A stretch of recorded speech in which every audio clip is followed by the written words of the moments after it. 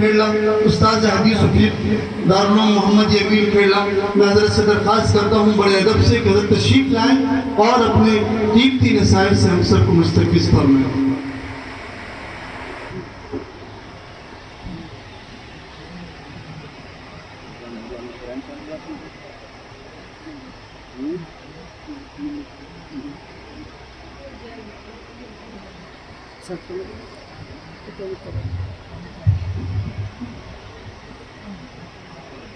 اوپر بیٹھنے والے جو لوگ یہ نیچے آ جائیں تو اچھا رہے، اوپر سے اچھا نہیں لگ رہا، آپ لوگ نیچے آ جائیں مجمع میں، یہ مجلس کے ادب کے خلاف ہے، اس طریقے سے نہیں بیٹھنا چاہیے، مجمع میں آ کر کے بیٹھیں، یہاں آپ کو ثواب بھی ملے گا انشاءاللہ۔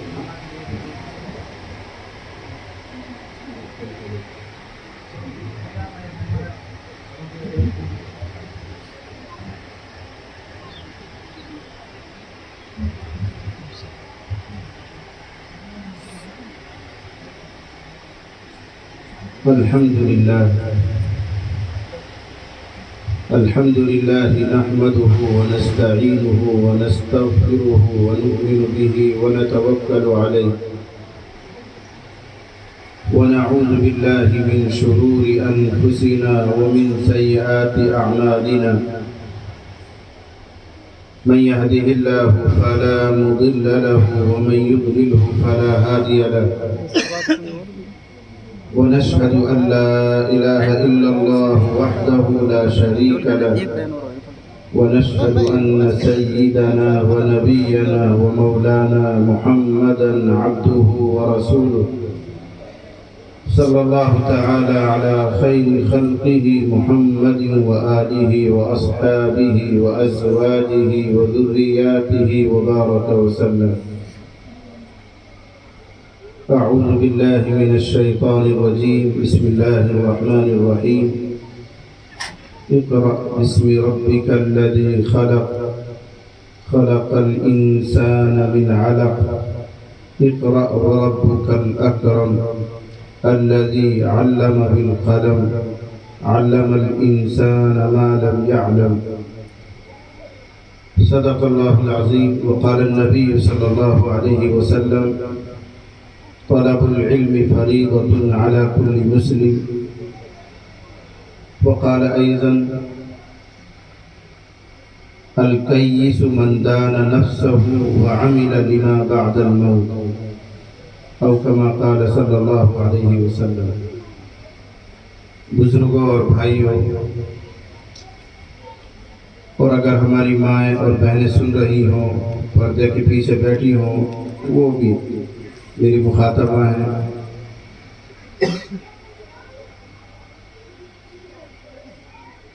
میں نے قرآن کریم کی چند آیتیں آپ کو پڑھ کر سنائی ہیں، اور آپ سب جانتے ہیں کہ یہ آیتیں کون سے پارے میں ہیں، کون سی سورت کی ہیں. یہ جو آیتیں پڑھ کر میں نے سنائی ہیں، یہ آسمان سے اترنے والی قرآن کی سب سے پہلی آیات ہے. زمین اور آسمان کے رشتے ٹوٹے ہوئے، جبرائیل کا آنا بند تھا، موقوف تھا، آتے نہیں تھے، صدیاں گزر چکی تھی. حضرت صلی اللہ علیہ وسلم پر آج جبرائیل اتر رہے ہیں، پھر سے زمین اور آسمان کے رابطے ہو رہے ہیں، ملاپ ہو رہا ہے. اس پہلے موقع پر اللہ تعالیٰ نے اپنے نبی پر جو وحی نازل فرمائی، اپنے نبی پر قرآن کی جو آیتیں نازل فرمائی، وہ آیتیں میں نے آج آپ کو پڑھ کر سنائی.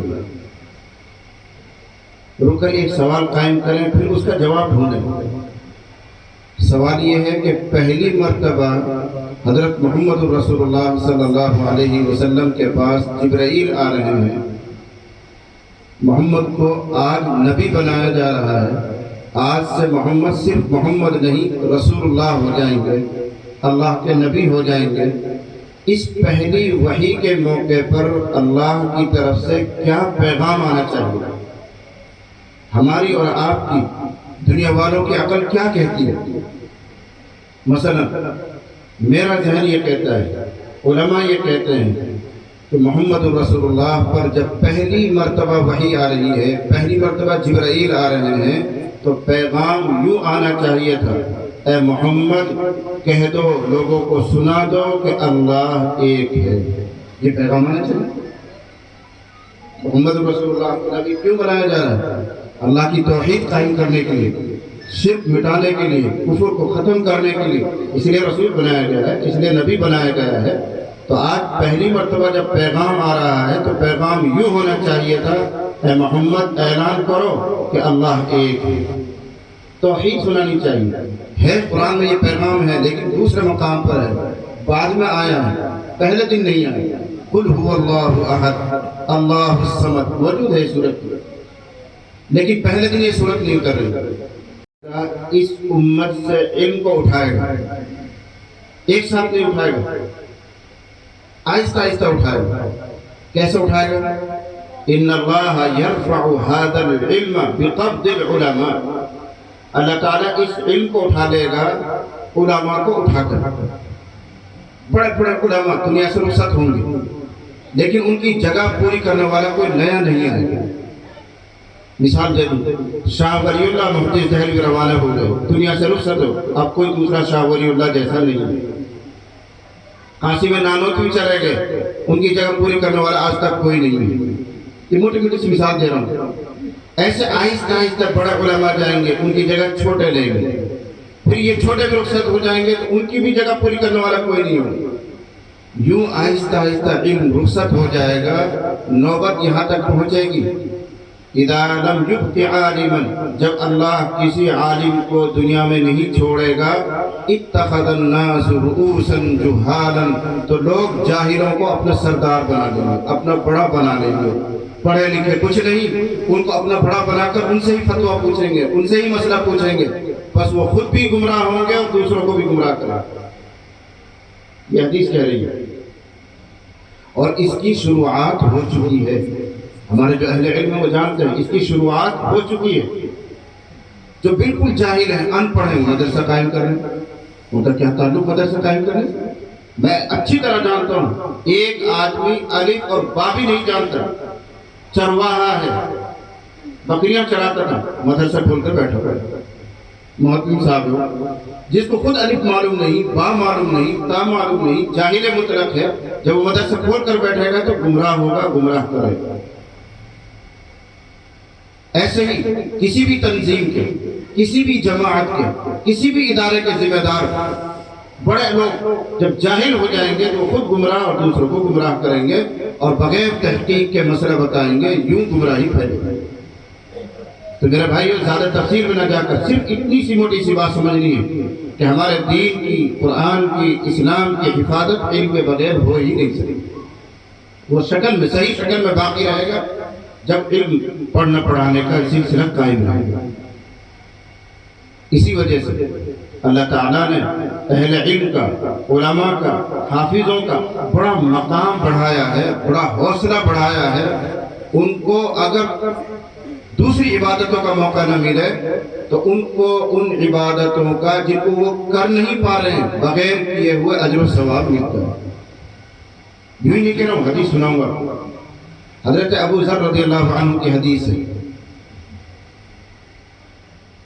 آپ نے ارشاد فرمایا، یا ابا ذر لأن تغدو فتعلم آیتا من کتاب اللہ خیر لک من ان تصلی 100 رکعت۔ کیا فرما رہے ہیں؟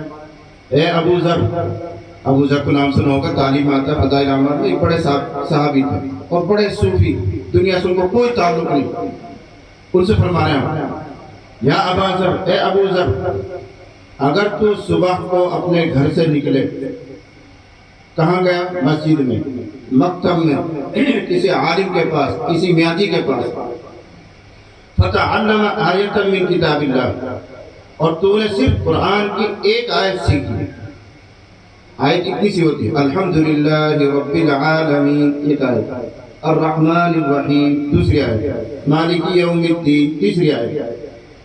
اے ابو ذر، تو صبح کو گھر سے نکلے اور قرآن کی ایک آیت سیکھے، خیر لک من ان تصلی 100 رکعت، تو 100 رکعات نفل پڑھنے سے زیادہ بہتر ہے۔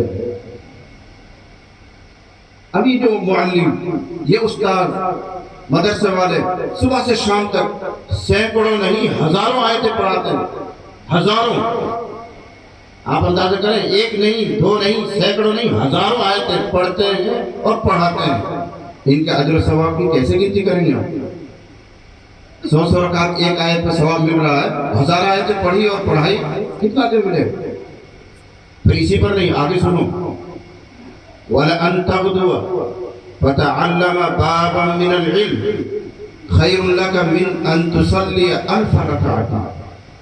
اے ابو ذر، تو صبح کو گھر سے نکلا، کسی استاد اور معلم مکتب میں کہیں گیا، اور علم کا ایک باب کہتے ہیں سر میں دروازے کو، اور آپ کو سمجھانا تھوڑا سا دشوار ہوگا، اہل علم تو سمجھتے ہیں باب اور فصل کیا ہوتا ہے۔ میں تھوڑا سا اشارہ کروں قریب کرنے کے لیے، کسی خاص قسم کے مسائل کا مجموعہ، وضو کے مسئلے وہ ایک باب ہے، نماز کے مسائل وہ ایک باب ہے، طہارت کے مسائل وہ ایک باب ہے۔ اس کو فرما رہے ہیں، اے ابو ذر، اگر تم صبح کو نکلے اور علم کا ایک باب، یعنی وضو کا پورا بیان تو سیکھ کر آ گیا، نماز کا پورا بیان تو سیکھ کر آ گیا، اتنا سیکھ لیا تو نے، تو تیرے لیے 1000 نفل رکعات پڑھنے سے بہتر ہے۔ کیا 1000 رکعت نفل دن میں پڑھ سکتا ہے کوئی؟ کمر ٹیڑھی ہو جائے گی۔ لیکن ہاں، 1 گھنٹے میں ایک باب پڑھ سکتا ہے، 1 گھنٹے میں ایک باب پڑھ سکتا ہے، سیکھ سکتا ہے۔ اور بھی چھوٹے باب بھی رہتے ہیں، آدھے گھنٹے میں پڑھ سکتا ہے۔ تو آدھا گھنٹہ اگر کوئی قرآن میں لگائے، کتاب میں لگائے، ایک باب وہ سیکھ لے، تو 1000 رکعات نفل پڑھنے کا ثواب ملے۔ تو اے عبادت کرنے والوں، اے عبادتوں پر غرور کرنے والوں، تہجد گزارو، اوابین، اشراق کا اہتمام کرنے والوں، تمہیں اپنی عبادت پر غرور رہتا ہوگا، لیکن ان علماء کو اگر توفیق نہیں مل رہی ہے تہجد پڑھنے کی، اشراق پڑھنے کی، اوابین پڑھنے کی، تو اللہ جو انعام دینے والا ہے، جو اجر اور ثواب دینے والا ہے، بغیر پڑھے ان کو 1000 رکعت کا اجر و ثواب دے رہا ہے۔ اے وہ لوگوں جن کو اپنے عابد ہونے پر، دیندار ہونے پر غرور ہے، ان کو بھی سنایا گیا ہے، ان کو بھی سنایا گیا ہے۔ ارشاد فرمایا جا رہا ہے، علم کی ایک بات سیکھ لینا، علم کی ایک بات، باب نہیں، آیت نہیں، صرف ایک بات سیکھ لینا، یہ آدمی کو نبوت کے درجے کے قریب کرتا ہے۔ اس لیے کہ علم نبوت کی نکلی ہوئی ایک شاخ ہے۔ یہ بات سننے لگتا ہے، نبوت، پیغمبر ہونا، نبی ہونا بہت اونچی شان ہے۔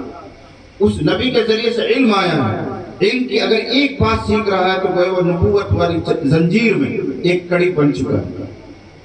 حضرت عبداللہ ابن مبارک رحمہ اللہ، جو بہت بڑی شخصیت ہے، محدث بھی ہیں، اللہ والے بھی ہیں، وہ فرمایا کرتے تھے، نبوت ختم ہو گئی لیکن علم نبوت باقی ہے۔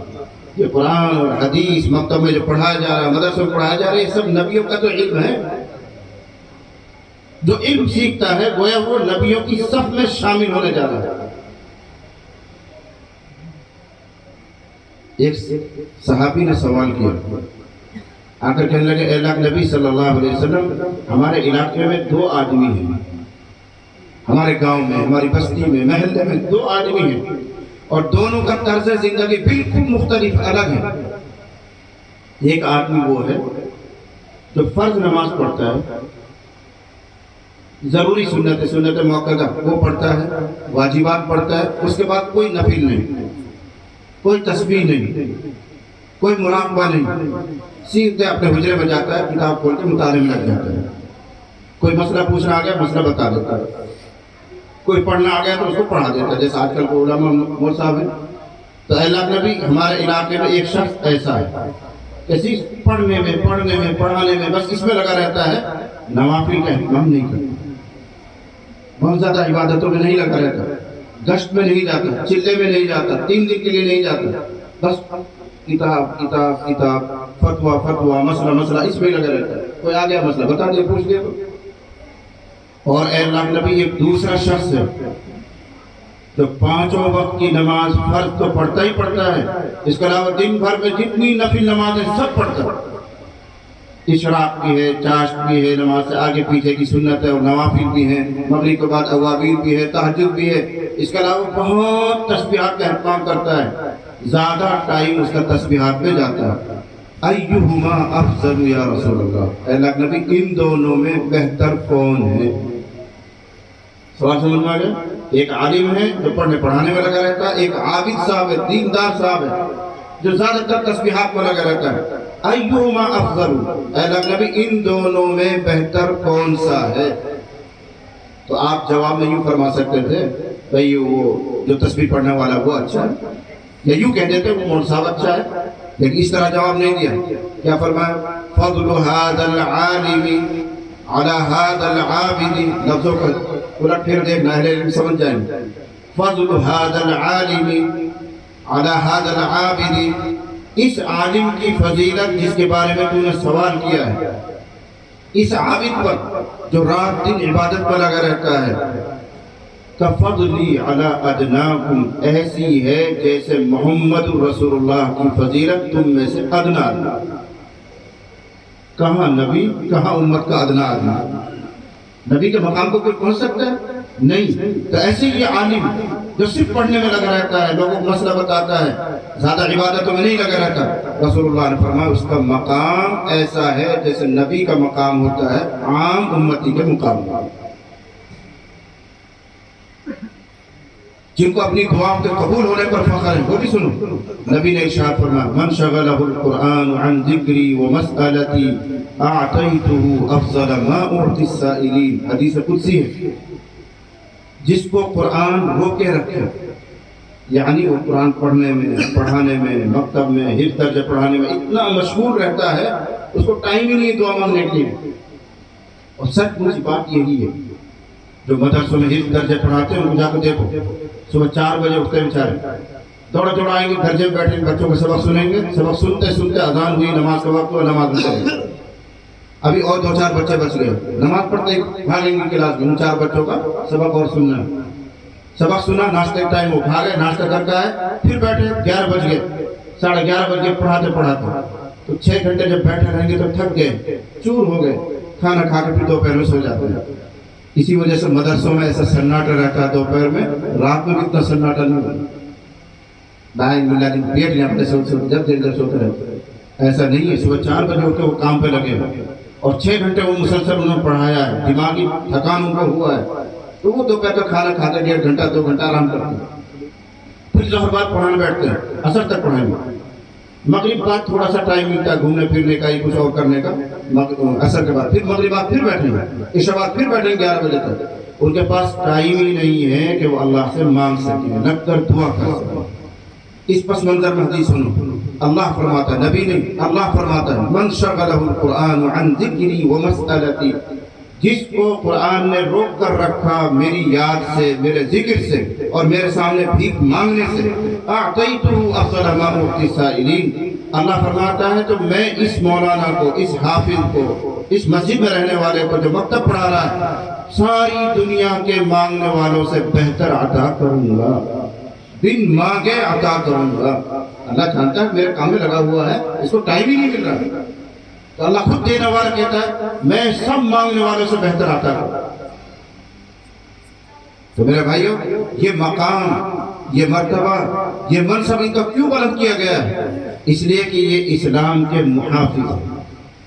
پہلے ہی دن سے علم کا تذکرہ ہوا، اور علم کے بغیر اسلام کی حفاظت نہیں، اور علم کون بانٹ رہے ہیں؟ یہ علماء بانٹ رہے ہیں، یہ مکتب والے بانٹ رہے ہیں، تو گویا یہ اسلام کے محافظ ہیں، سپاہی ہیں، اور جو سرکاری آدمی ہوتے ہیں ان کے لیے تو بڑی رعایتیں ملتی ہیں۔ تو یہ اللہ کی سرکار کے آدمی، اس لیے اپنے ذہنوں کو کھول کر رکھیں، کشادہ رکھیں، ان کی عظمت اور مقام کو پہچانیں، قدر کریں۔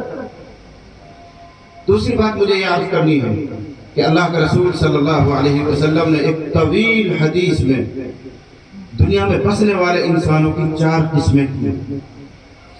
بس یہ حدیث سنا کر میں بات پوری کروں گا، میرے بات مولانا کا بیان کیا۔ 4 قسمیں کی ہیں، ہمیں اور آپ کو غور یہ کرنا ہے کہ ہم ان 4 میں سے کون سی قسم ہیں، اور 4 کو فیصلہ بھی سنایا رسول اللہ نے۔ حدیث کی شروعات یہاں سے ہوتی ہے، نبی نے ارشاد فرمایا ثلاث اقسم علیہن، تین باتیں ہیں جن پر میں قسم کھا سکتا ہوں. حضور فرما رہے ہیں تین باتیں ہیں جن کے بارے میں قسم کھاتا ہوں. نبی کو قسم کھانے کی ضرورت نہیں ہے. نبی کی کہی ہوئی بات وہ نبی کی نہیں، وہ اللہ کی ہے.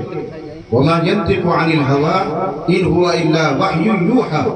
نبی جو کچھ فرماتے ہیں اگرچہ زبان نبی کی ہے، حلق نبی کا ہے، گلا نبی کا ہے، لیکن بات اللہ کی ہے. یہ اللہ خود کہتے ہیں، وہ اپنی طرف سے نہیں کہتے. جب اللہ کی بات وہ نقل کر رہے ہیں تو اس کے ساتھ قسم کی ضرورت نہیں ہے. لیکن لوگوں کو بہرحال ان کے مزاج کی رعایت کرتے ہوئے ان کو اعتماد دلانے کے فرما رہے ہیں کہ تین باتیں ایسی ہیں جن پر میں قسم کھاتا ہوں. وَأُحَدِّثُكُمْ حَدِيثًا، اور میں تمہیں ایک چوتھی بات بھی بتاؤں گا. حضور کریں میں تمہیں ایک چوتھی بات بھی بتاؤں گا. فَاحْفَظُوهُ، اس کو بھی یاد رکھنا. پہلے تین باتیں میں آپ کو سنا دوں، پھر چوتھی بات پر لے جاؤں. تین باتیں کیا کیا ہیں جن پر قسم کھائی؟ نمبر ایک، ما نقص مال عبد من صدقہ. ارشاد فرمایا قسم کھاتا ہوں، حضور کہہ رہے ہیں قسم کھاتا ہوں کسی بندے کا مال صدقہ خیرات کرنے سے گھٹتا نہیں ہے. اب جو اس پر یقین نہ کرے اس کا ایمان نہیں ہے. نبی قسم کھا کے بات کہہ رہے ہیں. اگرچہ ہمیں گھٹتا ہوا نظر آئے گا کہ پہلے 1000 تھے، میں نے 500 مسجد میں دے دیا، 500 رہ گئے، گھٹ کے رہا، گھٹ تو رہ گیا. 100 روپے تھے، میں نے 50 دے دیے، 50 ہی بچ گئے، گھٹ تو رہا ہے. لیکن نبی کیا کہہ رہے ہیں؟ میں قسم کھاتا ہوں کہ صدقہ کرنے سے مال نہیں گھٹتا ہے. کیوں؟ ظاہری اعتبار سے گھٹے گا، 1000 کا 500 بن جائے گا. لیکن اللہ کا وعدہ یہ ہے کہ جو مسجد میں، مدرسے میں، کسی عالم دین کے لیے، کسی بیوہ کے لیے، کسی غریب کے لیے خرچ کرے گا تو جو کچھ اس نے خرچ کیا ہے ظاہر میں گھٹتا ہوا نظر آئے گا، لیکن جو بچ گیا ہے اس سے اللہ تعالیٰ اس کی اتنی ضروریات پوری کر دے گا جتنے پورے مال سے بھی نہ ہوتا. جیسے 1000 روپے آپ کے پاس اگر رہتا تو اس 1000 سے جتنی ضرورتیں آپ کی پوری ہو سکتی تھی اس سے کہیں زیادہ اللہ تعالیٰ ضروریات پوری کر دے گا. جب 500 آپ خرچ کر دیں گے، 500 باقی رہ جائیں گے. 500 کے ذریعے بیماری دینا، مصیبت دینا، پریشانی دینا کس کا کام ہے؟ اللہ کا. مسائل ڈالنا اللہ کا کام ہے. اگر خرچ نہیں کرو گے تو اللہ تعالیٰ کوئی کیس لگا دے گا، کوئی بیماری لگا دے گا، کوئی اور مصیبت پر ڈال دے گا، پیسے گئے ہوئے. اگر خرچ کیا تو اللہ تعالیٰ ان 500 میں برکت اتنی دے گا نہ پریشانی آئے گی، نہ بیماری آئے گی، نہ کوئی کیس لگے گا، گھر کی ضروریات 500 میں پوری ہوگی. یہ مطلب حدیث ہے. اور یوں ہی نہیں کہہ رہا ہوں، حدیث میں یہ سارا مضمون آیا ہے چونکہ مجھے وہ سنانا نہیں. دوسری بات کیا ہے جس کے لیے رسول اللہ قسم کھا رہے ہیں؟ وَمَا ظُلِمَ أَحَدٌ مَظْلِمَةً. جس بندے پر کوئی ظلم کیا گیا، کسی کو گالی بک دی، کسی کو تھپڑ مار دیا، کسی کی زمین دبا لی، کسی کو کچھ اور ظلم ہو گیا، جس بندے پر کوئی ظلم کیا گیا پھر اس نے قدرت کے باوجود معاف کر دیا، إِلَّا زَادَهُ اللَّهُ عِزًّا. اللہ کہتے ہیں، اللہ کے نبی کہتے ہیں میں قسم کھاتا ہوں کہ معاف کرنے سے کبھی وہ ذلیل نہیں ہوگا، اللہ اس کی عزت ہی بڑھے گا. لیکن ہم اور آپ ایسے ہیں معاف کرنے کے لیے تیار ہی نہیں. ناک کٹ کے بھائی معاف کرتے ہوئے، پڑوسی سے لڑائی ہو گئی، شوہر کی بیوی سے لڑائی ہو گئی، باپ بیٹے میں کوئی بات ہو گئی، روس کے نام نہیں لے رہے معافی کا، یہ بری عادت ہے. اللہ کے نبی صلی اللہ علیہ وسلم کہہ رہے ہیں میں قسم کھاتا ہوں کہ جس بندے پر کوئی زیادتی کی گئی پھر وہ معاف کر دے تو اللہ اس کی عزت کو 4 چاند لگاتا ہے. اللہ اس کی عزت کو بڑھاتا ہے، گھٹاتا نہیں. اور سب سے بنیادی بات یہ ہے، بیچ میں رک کر سمجھاتا ہوں، بنیادی بات یہ ہے اگر آخرت میں ہم معافی چاہتے ہیں کہ نہیں بتائیے؟ کون مسلمان ایسا جو نہیں چاہتا کہ آخرت میں جان چھوٹ جائے، اللہ معاف کر دے، پکڑے مر. سب چاہتے ہیں. گنہگار بھی چاہتا ہے، شرابی کبابی بھی چاہتا ہے، ملا جی بھی چاہتے ہیں، علماء بھی چاہتے ہیں. سب اسی دوڑ میں لگے ہوئے اللہ معاف کرے بھائی، اللہ درگزر کرے بھائی، یہی چاہتے ہیں سب. اب اصول سنو، اللہ یہ فرماتا ہے، محمد نہیں، محمد سے بھی اوپر گئے بات. اللہ یہ فرماتا ہے کہ جو لوگوں کو درگزر کرے گا، معاف کرے گا، اللہ اس کو معاف کرے گا. جو معافی چاہتا ہے وہ اللہ کے بندوں کو معاف کرے، اللہ کے بندوں کو درگزر کرے۔ الا تحبون ان یغفر اللہ لکم، پوچھ لینا مولانا صاحب، وقت میرے پاس نہیں، اشارہ کر دوں۔ حضرت ابو بکر صدیق رضی اللہ تعالیٰ عنہ کی بیٹی حضرت عائشہ رضی اللہ عنہ حضور کی بیوی، منافقین نے الزام لگایا تھا، اللہ معاف کرے، اللہ درگزر کرے، زنا کا۔ حضرت عائشہ نے زنا کیا، منہ کالا کیا، ایک شہرت ہوئی، مدینے میں ایک ہنگامہ برپا ہوا۔ 1 مہینے تک رسول اللہ صلی اللہ علیہ وسلم غم کی حالت میں رہے، فکر میں رہے۔ بہت سے لوگوں نے حصہ لیا، ایک سچے مسلمان نے بھی تھوڑا سا حصہ لے لیا، ہاں میں ہاں ملا دی، اس نے بھی ہاں ہو گئی ہوگی غلطی، مہربانی تو ہے، ہو گئی ہوگی غلطی، کچھ حصہ اس نے بھی لے لیا، سچا پکا مسلمان تھا، صحابی تھا۔ اور حضرت ابو بکر صدیق رضی اللہ تعالیٰ عنہ اس کی خدمت کرتے تھے، اس کا گھر کا خرچ برداشت کرتے تھے، لیکن پھر بھی انہوں نے حضرت عائشہ کے بارے میں زبان کھول دی۔ 1 مہینے کے بعد آیات اتر گئی قرآن میں، ان الذین جاءوا بالافک عصبۃ منکم لا تحسبوه شرا لکم، یعنی اعلان کر دیا گیا کہ جو کچھ یہ ہنگامہ کر رکھا ہے سب جھوٹ ہے، فریب ہے، حضرت عائشہ سے ایسی کوئی غلطی نہیں ہوئی، اللہ کا واقعہ رہا سے اللہ نے صفائی کا اعلان کیا، اور قیامت تک وہ آیت پڑھی جائیں گے قرآن میں۔ جب بالکل دودھ کا دودھ ہو گیا، پانی کا پانی ہو گیا، بات کھل گئی، تو ظاہر بات ہے حضرت ابو بکر کو غصہ آنا ہی چاہیے کہ جس کو میں پال رہا ہوں، جس کا خرچہ میں دے رہا ہوں، وہ بھی میری بیٹی کے اوپر الزام لگایا، تو غصے ہو کر فرما دیا اب میں تجھے کچھ نہیں دیا کروں، میں تیرا گھر نہیں چلاؤں گا، تو اپنا آپ کو خود سنبھال، ناراضگی میں فرما دیا۔ تب اللہ نے یہ سفارش کری، وَلْيَعْفُوا وَلْيَصْفَحُوا، ابو بکر کیا کر رہے ہو، درگزر کرو، معاف کرو۔ الا تحبون ان یغفر اللہ لکم، کیا تم اس بات کو پسند نہیں کرتے ہو کہ اللہ تمہیں بھی معاف کر دے؟ اس کو کیا اتر رہے، کس کے لیے اتر رہے؟ ابو بکر کے لیے، لیکن مراد ساری انسانیت کے لیے۔ تو یہاں سے ایک اصول یاد رکھو، اللہ کے بندوں کے ساتھ جیسا تم معاملہ کرو گے، اللہ پلٹ کر تمہارے ساتھ وہی معاملہ کرے گا۔ سینکڑوں حدیث سنا سکتا ہوں آپ کو اس مضمون پر، سینکڑوں۔ من ستر علی اخیہ سترہ اللہ یوم القیامہ، جس بندے نے اپنے بھائی پر پردہ ڈال دیا، گناہ کرتے ہوئے دیکھ لیا تھا، کسی عیب میں مبتلا دیکھ لیا تھا، لیکن چھپا لیا، کسی سے ذکر تک نہیں کیا، اس کو بلا کر اکیلے میں نصیحت کر دی، سمجھا دیا، وہ الگ چیز ہے، لیکن دوسرے تیسرے چوتھے آدمی سے کسی سے منہ نہیں کھولا، اللہ وعدہ کرتا ہے کہ کل قیامت میں بھی اس کے اوپر پردے کی چادر ڈال دوں گا، کسی کے سامنے ذلیل نہیں کروں گا۔ ارحموا من فی الارض یرحمکم من فی السماء، بہت مشہور روایت، اے لوگوں تم زمین والوں پر رحم کرو، آسمان والا تم پر رحم کرے۔ ایسی سینکڑوں روایتیں ہیں۔ اس سے یہ اصول معلوم ہوتا ہے کہ اللہ کے بندوں کے ساتھ جو جیسا معاملہ کرے گا، جو سختی کا معاملہ کرے گا، درگزر نہیں کرے گا، لوگوں کو ذلیل کرے گا، کل قیامت میں اللہ نے قسم کھائی ہے میں بھی اس کو ذلیل کر کے ہی رہوں گا۔ اگر اپنی عزت بچانا چاہتے ہو، اپنی معافی چاہتے ہو، آسان حساب چاہتے ہو، تو اللہ کے بندوں کے ساتھ ایسے کرو، اللہ کے بندوں کے ساتھ ایسے ہی کرو۔ بخاری شریف میں قصہ آتا ہے، زیادہ وقت نہیں ہوگا، کبھی پریشان ہو جاؤ، یعنی تھوڑی دیر کہی یعنی چھوڑی نہ۔ ایک آدمی تھا بنی اسرائیل میں، نیکی نام کی اس کے دفتر میں، اس کے رجسٹر میں کوئی چیز نہیں، سارے گناہ اس نے کیا، شراب پی، کباب پی، زنا پی، ڈسنا پی، کھانا پی، ہڑپ لینا پی، جو کچھ ہو سکتا تھا سارا گناہ کرتا تھا۔ البتہ ایک اس کی عادت تھی، مالدار آدمی تھا، تاجر تجارت کرتا تھا، اس کے کاروبار پر دکانوں پر غلام رہتے تھے، کام کرنے والے رہتے تھے۔ اس نے غلے پہ بیٹھنے والا آدمیوں سے یوں کہہ رکھا تھا، اگر کوئی کھوٹا سکہ ایسا پیسہ لے کر آئے جو چلتا نہیں ہے، کھوٹا، اس کو لے کر آئے اور تو دیکھ بھی لے اس کو کھوٹا ہے، تو پھر بھی لے کر گلے میں ڈال دینا اور سامان دے دینا۔ کھوٹا سکہ دیکھ کر واپس مت کرنا۔ کیوں صاحب؟ ہو سکتا ہے وہ کوئی غریب آدمی ہو، فقیر آدمی ہو، اس کے پاس اس سکے کے علاوہ کوئی دوسرا ہی سکہ نہ ہو، غریب ہے بیچارہ، بھوکا مرے گا، اس لیے کھوٹا سکہ دے کر بھی سامان دے دینا۔ یہ کہہ رکھا تھا انہوں نے غلہ پہ بیٹھنے والے لوگوں سے۔ انتقال ہو گیا اس کا، اللہ کے سامنے پیش کیا جائے بندے کو، نامہ اعمال خالی کچھ ہے ہی نہیں، گناہ ہی گناہ، گناہ ہی گناہ، فرشتوں نے اللہ کے سامنے پیش کیا، الہ العالمین کوئی چیز اس کے پاس نہیں ہے، یہ تو جہنم کا حقدار بن رہا ہے۔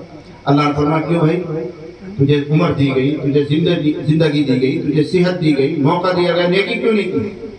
تو وہ بندہ کہے گا الہ العالمین جو کچھ ہے وہ آپ کے سامنے ہے، اور تیرے فرشتوں نے جو کچھ لکھا مجھے اس میں سے کسی کا انکار نہیں، بالکل سچ لکھا ہے، لیکن اے اللہ تو جانتا ہے میری ایک عادت تھی کہ میں کھوٹے سکے کے باوجود لوگوں کو سامان دلوایا کرتا ہے، آپ جانتے ہیں، اللہ تعالیٰ خود جانتے ہیں۔ پھر فرشتوں سے کہیں گے ذرا دیکھو اس کے نام اعمال میں یہ بات لکھی ہوئی ہے، فرشتے پڑھنے پلٹیں گے دیکھیں گے تو کہیں لکھی ہوئی ملے گی ہاں اس کی ایک عادت تھی کہ کھوٹے سکے کے باوجود لوگوں کو سامان دیا کرتا تھا۔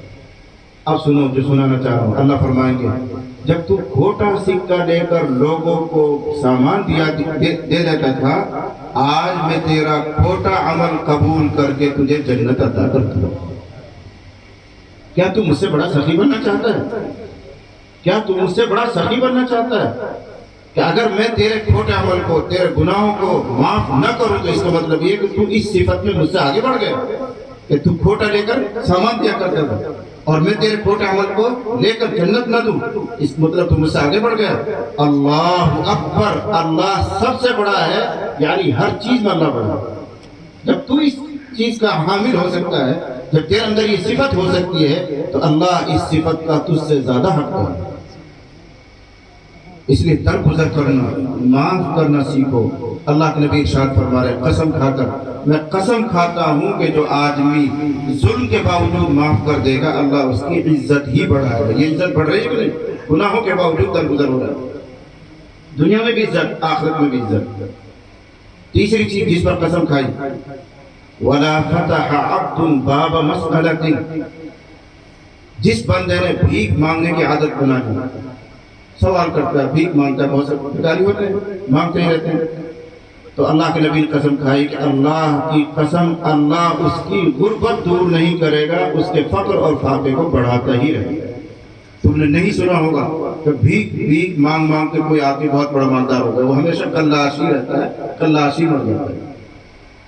یہاں سے حدیث شروع ہوئی، یہ 3 باتیں پوری ہو گئی، مجھے جو آخری بات سنانی ہے، اس کے لیے حضور نے فرمایا میں تمہیں ایک چوتھی بات بھی سناؤں گا، یاد رکھنا، وہ بات آ رہی ہے۔ ارشاد فرمایا انما الدنیا لاربعۃ نفر، دنیا میں 4 قسم کے لوگ ہیں، بس ہمیں یہ محاسبہ کرنا کہ ہم کن میں سے ہیں۔ یہی آج کا پیغام ہے، یہی آج کا سبق ہے۔ دنیا میں 4 قسم کے لوگ، عبد رزقہ اللہ مالا وعلما، ایک بندہ وہ ہے جس کو اللہ تعالیٰ نے علم بھی دیا ہے، مال بھی دیا ہے، عالم بھی ہے، بڑا مال والا بھی ہے۔ ایک بندہ وہ، مختصر کر رہا ہوں کیونکہ بارش کے قطرے گر رہے ہیں۔ تو جس کو اللہ تعالیٰ نے علم بھی دیا، مال بھی دیا، جب علم ملا ہوا ہے تو وہ علم اس کی رہبری کرتا ہے، اس وجہ سے وہ مال میں اسراف نہیں کرتا، فضول خرچی نہیں کرتا، جائز خرچ کرتا ہے، صلہ رحمی کرتا ہے، اللہ سے ڈرتا ہے۔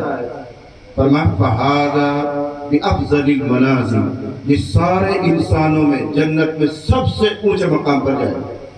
کیوں؟ علم بھی ہے، عمل بھی، علم بھی ہے، مال بھی ہے، اور علم کی وجہ سے اس نے مال کو صحیح استعمال کیا ہے، سب سے اونچے مقام پر جائے گا۔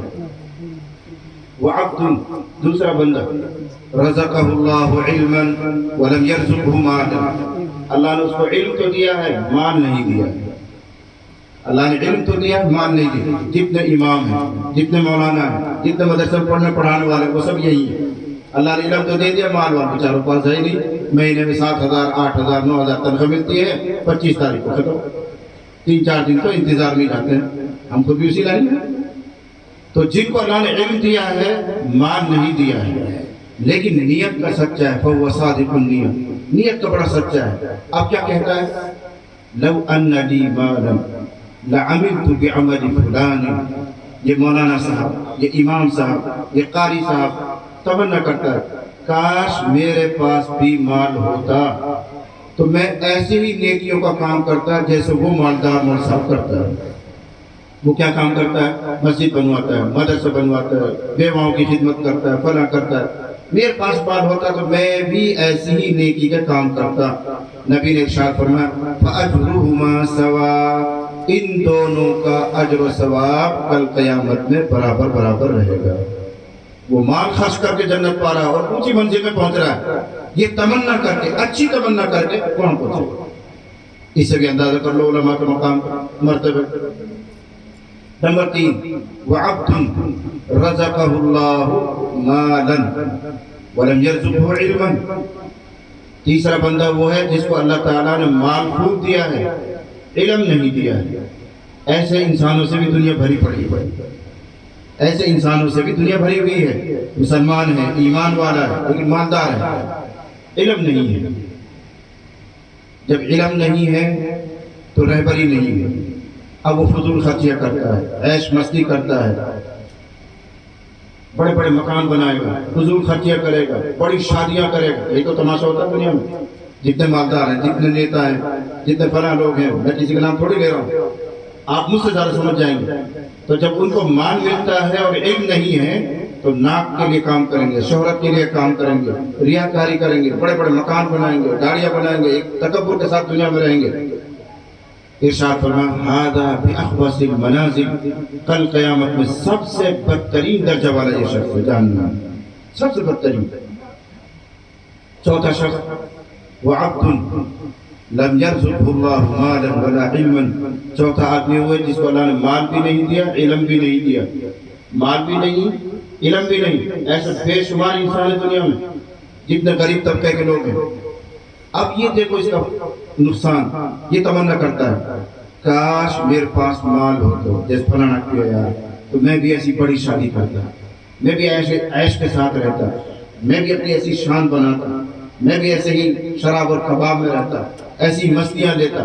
کیوں تمنا کر رہا ہے یہ غریب گھر میں پڑا ہوا جس کے پاس کچھ نہیں ہے؟ اللہ کے نبی نے ارشاد فرمایا وزرهما سواء، دونوں کا گناہ برابر۔ جو مال غلط استعمال کر رہا ہے، شہوت میں پڑا ہوا ہے، وہ جہنم میں جا رہا ہے، نچلے طبقے میں، لیکن اس کے سے بننے کی تمنا کرنے والا وہ بھی جہنم میں جا رہا ہے اسی کے ساتھ۔ کیا سبق نکلا؟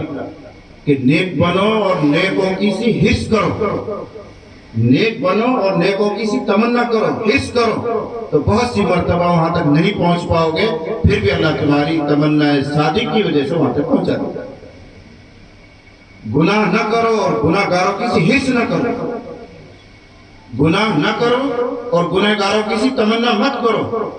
گناہ نہیں کرو گے لیکن ان کی سی تمنا کر کے بھی ان کے ساتھ جا سکتے ہو۔ آج ساری دنیا میں یہ مصیبت عام ہے، سب گناہ گاروں کی تمنا کرتے ہیں، یار میں بھی الیکشن لڑوں، میں بھی سرپنچ بنوں گا اور سرپنچ بن کے پھر بھوک کھاؤں گا، بھوک دبا دبا۔ کیا کرتے ہیں لوگ؟ یہی تو کرتے ہیں، پیسے ہی تو سمیٹتے ہیں، خدمت خیر ان کا مقصد تھوڑی ہے۔ اب ایک آدمی اچھا ہے، شریف ہے، لیکن نیک برے لوگوں کی تمنا کر کے کہاں جائے گا؟ ہمیشہ نیک لوگوں کی تمنا کرو، اچھے لوگوں کی حرص کرو۔ وَفِي ذَلِكَ فَلْيَتَنَافَسِ الْمُتَنَافِسُونَ۔ یہ وہ حدیث تھی جس کے لیے میں نے کہا کہ 4 طرح کے لوگ ہیں دنیا میں، تو ہمیں کون سی قسم میں شامل ہونا چاہیے اور کون سی قسم میں ہم شامل ہیں، یہ فیصلہ آپ کو کرنا ہے۔ نیک بنو اور نیکوں کی سی تمنا کرو، آرزویں کرو، اللہ تعالیٰ اس نیک تمنا پر بھی عطا کرتا ہے۔ بہت سی مرتبہ آدمی کم ہمت ہوتا ہے، عبادتیں نہیں کر پاتا ہے، لیکن نیکوں سے محبت کرتا ہے، نیک لوگوں کی سی صورت بناتا ہے، تمنا کرتا ہے، تو اللہ تعالیٰ اس کو وہاں پہنچاتا ہے۔ ایک قصہ سنا کر بات ختم کرتا ہوں۔ حضرت عبداللہ ابن مبارک کا بھی تذکرہ ہے، بڑے محدث ہیں، بڑے صوفی ہیں، اللہ والے ہیں، مشہور ہے ان کے بارے میں کہ رات کو عشاء کے بعد نفل پڑھتے تھے اور رات بھر کھڑے کھڑے قرآن کی تلاوت اور نفل میں لگے رہتے تھے۔ ان کے بغل میں ہی کہیں کوئی لوہار رہتا تھا، درانت بنانے والا، کھرپا بنانے والا مسلمان آدمی تھا۔ وہ لوہا پیٹتا تھا، کام کرتا تھا، بیچارہ حلال کماتا تھا۔ یہ لوہار دن بھر محنت کر کے رات کو آتا، ٹانگ پھیلا کے سوتا، نظر پڑتی حضرت عبداللہ ابن مبارک پر جو چھت کے اوپر اپنے مکان پہ عبادت کر رہے ہوتے، تو ایک لمبا سانس لے کر یوں کہتا ہے کاش میں بھی فارغ ہوتا، اللہ نے مجھے پیسہ دیا ہوتا تو اے اللہ میں بھی تیری ایسی ہی عبادت کرتا جیسے یہ بزرگ کرتا ہے، جیسے یہ عالم تیری عبادت میں لگا رہتا ہے، لیکن میں تو کمزور ہوں، دن بھر کماتا ہوں، ہمت نہیں رہتی، آج میرا جواب دے جاتے ہیں، میں لیٹ جاتا ہوں، سو جاتا ہوں، لیکن اے اللہ اگر میں فارغ ہوتا تو تیری ایسی عبادت کرتا۔ بس اس کا کام تھا، یہ تمنا کرتا تھا۔ حضرت عبداللہ ابن مبارک کا بھی انتقال ہو گیا، لوہار کا بھی انتقال ہو گیا اپنے اپنے وقت پر۔ پھر کسی اللہ والے نے دیکھا کہ حضرت عبداللہ ابن مبارک جنت کے جس درجے میں ہیں اسی درجے میں وہ لوہار ہے، اسی درجے میں، جنت کے اسی درجے میں۔ آنکھ کھل گئی، بڑا گھبرایا، کتنا بڑا محدث، کتنا بڑا عابد، وہ جہاں ہے وہی ایک عام آدمی، ایک ادنا کام کرنے والا لوہار، وہ اس درجے میں کیوں پہنچ گیا؟ اس اللہ والے کو فکر ہوئی، تلاش کیا، تحقیق کی، بیوی سے آ کے ملا، اس کی مرنے والے کی بیوی سے، لوہار کی بیوی سے، کہ تمہارے شوہر کا کون سا نیک عمل تھا؟ کیا بات ہوئی؟ میں نے ایسے ایسے خواب دیکھا، بتاؤ مجھے تمہارے شوہر کا کیا نیک عمل تھا؟ ان کا نیک بیک تو کچھ عمل نہیں تھا، البتہ دو عادتیں میں نے ان کی دیکھی ہے۔ بیوی بتائی کیا دو عادتیں ہیں؟ ایک تو یہ ہے کہ وہ لوہا پیٹتے تھے، ہتھوڑا بجاتے رہتے تھے، جیسے ہی مؤذن نے کہا اللہ اکبر تو ہتھوڑا اس کا جہاں ہوتا تھا وہیں رک جاتا تھا، ہتھوڑا نیچے ڈال کے مسجد آ جاتا، یعنی وہ چوٹ بھی نہیں مارتے، یوں اٹھا رکھا مثال طور پر، اللہ کی آواز آ گئی تو بس یہ ہتھوڑا یہیں سے واپس نیچے آ جائے گا، لوہے پر نہیں مارے، اللہ کے نام کی اتنی عظمت کرتے تھے۔ اور دوسری ان کی عادت یہ تھی کہ روزانہ لیٹتے وقت یوں تمنا کرتے تھے ایک کاش میں فارغ ہوتا تو حضرت عبداللہ ابن مبارک کی طرح عبادت کرتا۔ تو بزرگوں نے کہا بس یہ چیز اس کو جنت میں لے گئی، یہ تمنا اس کو جنت میں لے گئی۔ تو اللہ ہم سب کو نیک تمناؤں کی برکت سے بھی نیکوں کے ساتھ جمع کر سکتے ہیں۔ اسی سے کہا گیا حدیث شریف میں نیت المومن خیر من عملہ، بہت سی مرتبہ مومن کی اچھی نیت اس کے نیک عمل سے بھی آگے نکل جاتی ہے۔ نیک عمل نہیں کر پا رہا لیکن تمنا ہے، آرزو ہے، طلب ہے، علماء سے محبت ہے، چاہت ہو ان جیسے بننے کی، تو اللہ سے، اللہ کے فضل سے کیا بعید ہے کہ وہ ہمیں ان کے ساتھ جمع کرے۔ ان مختصر گزارشات کے ساتھ میں اجازت چاہوں گا، اللہ تعالی ہم سب کو دین سمجھنے اور عمل کی توفیق عطا فرمائے۔ وآخر دعوانا الحمدللہ رب العالمین۔ جزاک اللہ تعالیٰ خیر الجزا۔ بہت تفصیل کے ساتھ میں حضرت نے قرآن حدیث کی روشنی میں بہت لہجے میں نرمائی کے ساتھ بڑے پیارے انداز میں حضرت نے ہمیں سمجھایا ہے۔ اب ضرورت ہماری ہے کہ ہم اس پر عمل کرنے والے بنے۔ اتنی دور دراز سے چل کر کے تشریف لاتے ہیں ہمارے علماء اکرام، کس لیے آتے ہیں؟ ان کے آنے کا صرف ایک مقصد ہے کہ جو علم ہمارے پاس ہے، جو اللہ تعالیٰ نے ہمیں دیا ہے، کہ ہم اپنے بھائیوں تک اس کو پہنچائیں، کیونکہ ان کا فرض منصبی ہے، اور اس فرض کو سمجھتے ہوئے ہمارے اور آپ کے بیچ میں آ کر کے حاضر ہوتے ہیں۔ ان کی مشغولیات کا اگر آپ سوچیں، میں آپ کو مختصراً بتا دوں، صبح 4 بجے سے کھڑے ہو کر کے پورے دن درس و تدریس میں صرف کرتے ہیں، اور اس کے بعد پھر ایسے تقاضوں پہ نکل کر کے اور چھوٹی سی دعوت پر، ہماری چھوٹی سے کہنے پر ہمارے بیچ میں تشریف لے آتے ہیں۔ آپ حضرات ان کے آنے کی قدر کریں، اور جس مقصد کے لیے حضرات آتے ہیں کہ ہماری زندگیوں میں عمل آ جائیں، اللہ تعالیٰ سے سب دعا کریں کہ ہم سب کی زندگی اللہ تعالیٰ بدل دے، اور ان کی آمد کو اللہ بے انتہا قبول فرمائے۔ بہت شکر گزار ہیں حضرت کے، تقریباً 100-150 کلومیٹر کا فاصلہ طے کر کے حضرت ہمارے بیچ میں تشریف لائے ہیں۔ اللہ حضرت کے آنے کو بے حد قبول فرمائے۔ میں بلا کسی تاخیر